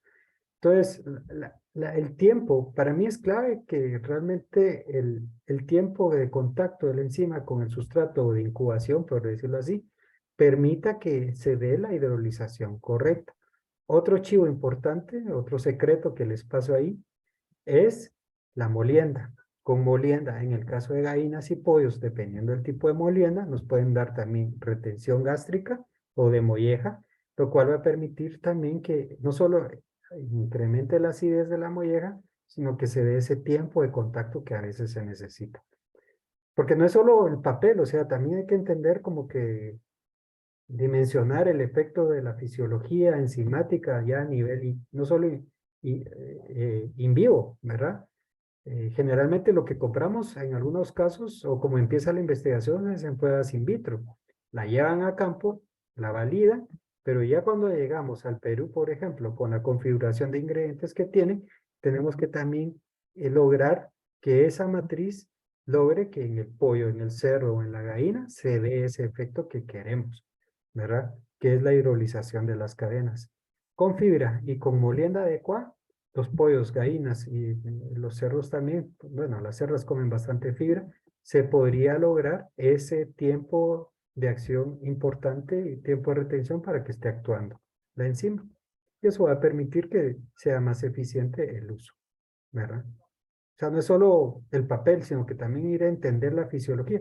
Y la verdad, las moliendas son baratas, o sea, la molienda es barata. Ustedes pueden ir a jugar con la molienda en el molino y ya decir, ok, quiero 700 micras, 800 micras, 900 micras, 1000 micras, por ejemplo.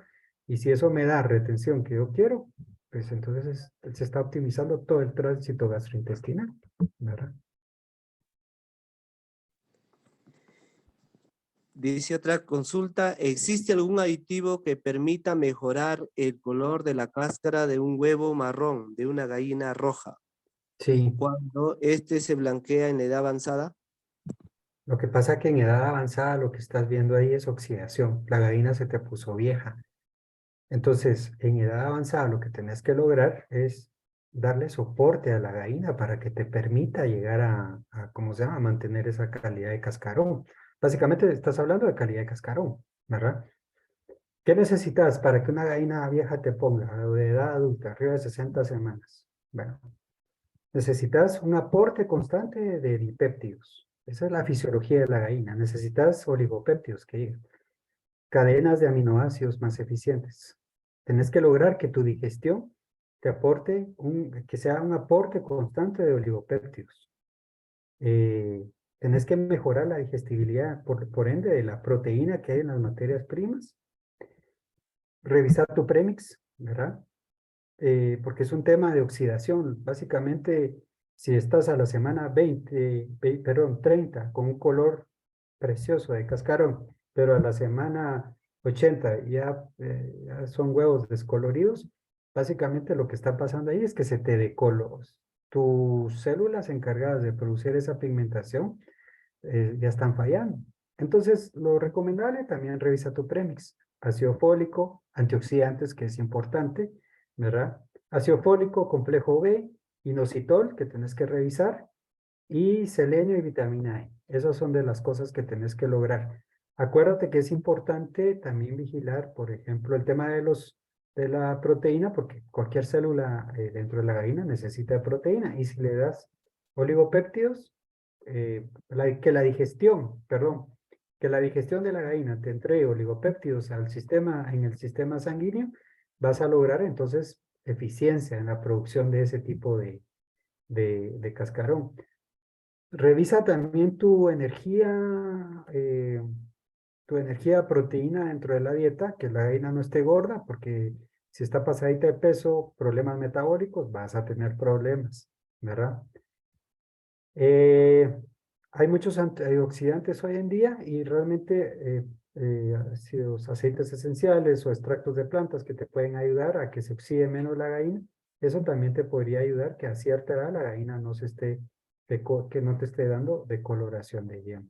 En nuestro caso, que tenemos ciertos lotes de gallinas rojas, no pasa eso. O sea, sí le hemos metido candela a todo lo que es digestibilidad, aporte de nutrientes y absorción y que se entregue a la célula que corresponde para que no haya esa oxidación. Pero de que sí se puede mejorar todo ese efecto de la oxidación en gallina. Ah, y manejar el calor, que me imagino, bueno, no tengo el gusto de conocer Perú, algún día voy a llegar, pero Perú es seco y me imagino que mucha de la producción pecuaria está en esos climas áridos. Entonces, el estrés por calor lo vas a tener que aprender. Bueno, sé que lo han de manejar perfectamente, pero sí lo tienes que considerar dentro de ecuación, porque de repente tal vez alguna oleada de calor definitivamente es estrés y hay que aprender a manejar el estrés dentro de ese lote, ¿verdad? Vigila también tu tamaño particular, tanto en calcio, molienda y hacer tus combinaciones de calcio. Eso es importante y tu levante que es clave. Para mí el tema del levante es súper importante porque es lo que te va a dar las 80 a 100 semanas de producción que quieres. Última pregunta, Juan, porque ya a las 9 ya nos cierran el Zoom. Quería consultarte una experiencia personal. Muchas veces las gallinas cuando entramos a etapa de calor o de repente cambiamos agua, porque muchas veces en la granja utilizamos potable, nos cortan el agua y utilizamos de pozo. Así potabilicemos, siempre hay cargas de minerales pesados y Ujú, eso muchas veces perjudica en la microbiota intestinal. A lo correcto. que yo voy es cuando nosotros formulamos, en lo que es confitasa siempre nos baja un 50% de fósforo. Ujú, ¿Qué recomendable es, por ejemplo, cuando baja en ese aspecto la producción por este factor?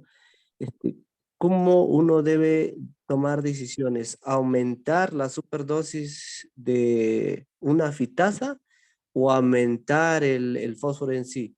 Que hay un montón de marcas, conjuntamente con el calcio. Bien, te voy a decir lo que a mí me pasaba y cómo yo lo corregí en ese tema.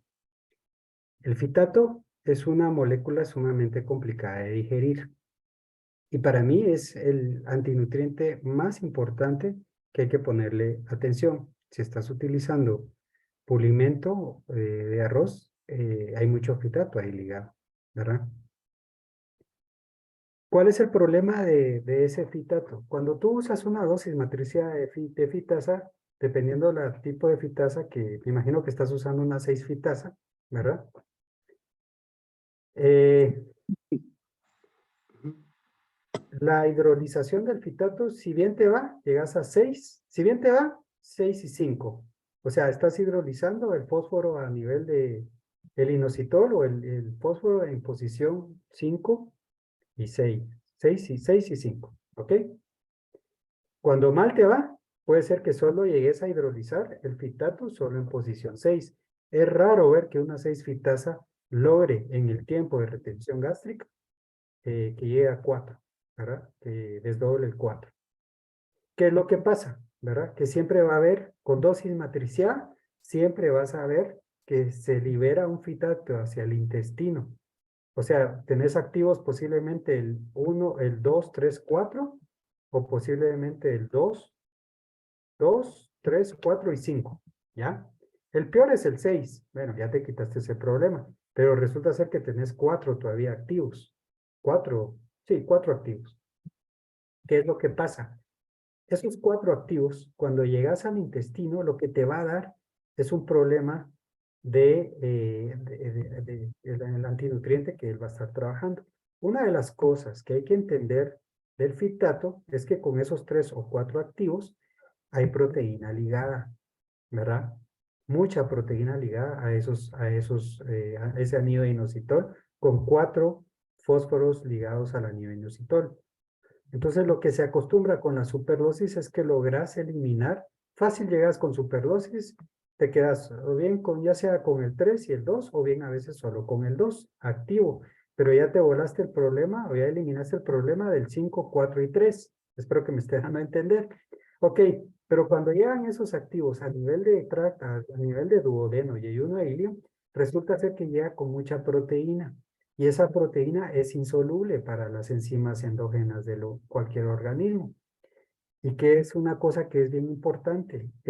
Si ustedes revisan la literatura sobre el uso o la digestión de la proteína en el sistema, en la digestión, se van a dar cuenta que la absorción de dipéptidos o bien oligopéptidos es sodio dependiente.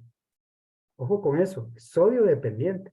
¿Qué quiere decir eso? Que al final, para que se acarree o ingrese en el enterocito proteína o ese oligopéptido, perdón, oligopéptido es lo que queremos ingresar, realmente necesitamos a veces la combinación o el ingreso, un cotransportador, o sea, ya sea que ingresen de manera simultánea o bien ingresas primero un oligopéptido y después el sodio.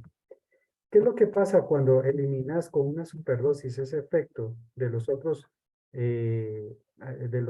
fósforos unidos a inositol?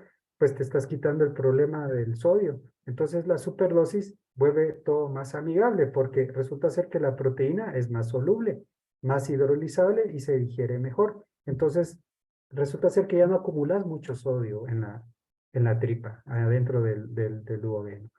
Y como ya no tenés mucho sodio, pues entonces el ambiente se vuelve más eficiente para las enzimas endógenas del organismo. Por eso es que la superdosis actúa muy bien en ese efecto, ¿verdad? Porque te va a ayudar a eliminar las pérdidas endógenas de sodio. ¿Qué es lo que pasa? Cuando tenés mucho fitato, aunque no sea tan agresivo las moléculas de fitato, el 2, 3 o el 4, de una u otra manera estás generando un ambiente poco idóneo para más bien el fitato ya no se puede hidrolizar, ¿verdad? Porque solo se hidroliza cuando está en pH ácido a nivel de estómago. A nivel de pH alcalino se vuelve a activar. Entonces lo que querés es que no esté ligando ni proteína ni minerales. Y como está ligado a proteína y minerales, eso está jalando sodio. Pero así a ríos. Esa queda cosa que, esa queda cantidad ¿cómo se llama? De sodio que sale de las paredes porque se vuelve un antinutriente.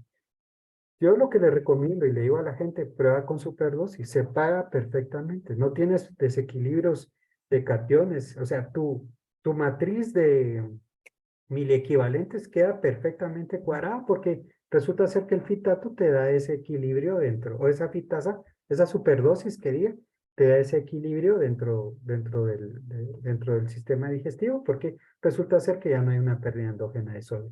Tú me decías, por ejemplo, ¿cómo le hago para porque eso es lo que pasa, ¿verdad? Vas a dar unos pollos y ves las camas húmedas, ¿verdad? Me imagino que tal vez lo han visto, ¿verdad? En los pollos. Pues bueno, mucho del tema de la cama uno dice, sí es que puede ser que, y he visto camas húmedas utilizando proteasas en el alimento. Entonces, la mejor forma de evitar ese problema, evaluar, has de tener todavía mucho fitato que no está sido hidrolizado y estás teniendo problemas de camas húmedas. La mejor forma de eliminar esas pérdidas endógenas de sodio, porque el sodio es caro, tu ecuación de mil equivalente resulta que es cara porque le estás poniendo esa bicarbonato y un montón de cosas más para tal vez para lograr el equilibrio de los mil equivalentes. Y resulta ser que el fitato se está metiendo autogoles a la portería y no te has dado cuenta. Entonces, la idea realmente es utilizar superdosis para eliminar ese problema, ¿verdad? Perfecto, doctor Juan. Agradecerle por esta magnífica presentación que nos ha dado, muy clara, entendido, ya que nos dedicamos a la producción avícola y a producción porcícola, así que ya habrá oportunidad para de repente des una charla vía presencial aquí en nuestro Consejo Departamental Lambayeque, como una oportunidad lo hicimos con varios ponentes internacionales. Desde Guatemala, estimados colegas, le hemos tenido al doctor Juan Gabriel Espino y esperemos pues que hayan entendido, ha sido de su agrado y vamos a compartir también las charlas que él está dando desde su país, ¿no? Lo que es nutrición y en lo cual vamos también nosotros un poco percibir lo que es la parte, o sea, infinita de lo que es la parte nutricional en todo lo que es la producción pecuaria. Muchas gracias, doctor. Que tenga buenas noches. Le enviaremos en el transcurso de los días su certificado y pueda pues nosotros también gratificarle por todo el apoyo que nos ha dado en esta semana de ingeniería. Muchas gracias. A ustedes, muchas gracias por la invitación. Buenas noches con todos.